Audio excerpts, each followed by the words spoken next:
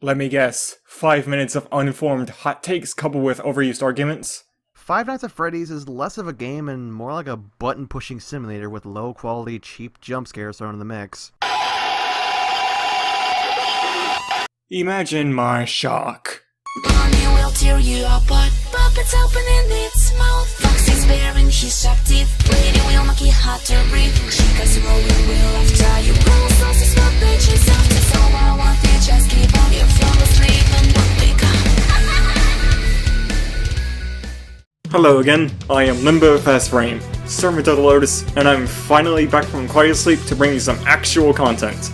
And today's target is none other than... just a robot! And our object of focus today is his video essentially whinging about Five Nights at Freddy's. While Jonas Smith already covered this, which kind of became quite the chain, I have my own problems with it, and it being a series I know quite a bit about. So with that, let's begin.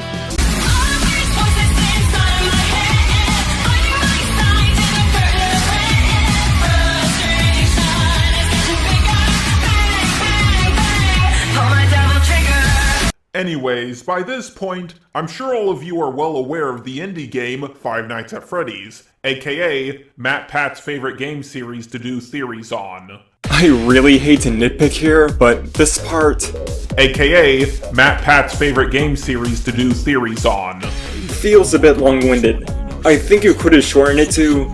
aka Matt Pat's favorite game series to... and then the joke would have worked a little bit better for me.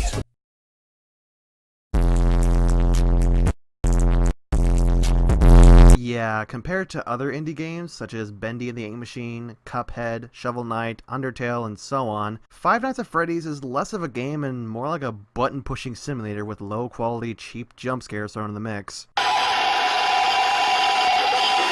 Alright, first off, way to compare games that have absolutely nothing in common other than being low-budget indies. What's next? You're going to compare Devil May Cry 3 to Skyrim? Second, as much as I find your animation work absolutely masterful, could you even be bothered to provide the actual jump scares from the games?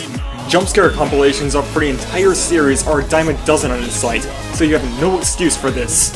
And as for this part, button-pushing simulator with low-quality, cheap jump scares thrown in the mix. I guess you really hate point-and-click adventure games then.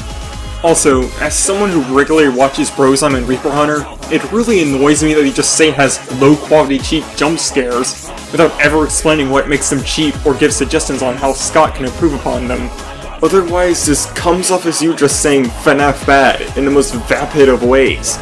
But despite all of that, Scott Cawthon keeps pumping out crappy sequel after crappy sequel. And Scott keeps claiming that the most relevant sequel is going to be the last installment in the series. Gee, it's as if people enjoy these games and you don't.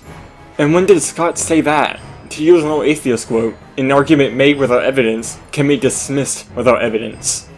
But if I have to debunk this with evidence, I checked Scott's Steam posts, and I personally could not find anything to suggest he ever said any Five Nights game from FNAF 4 onward to be the quote-unquote last game. There's even a Five Nights at Freddy's 5! The unimaginable horror.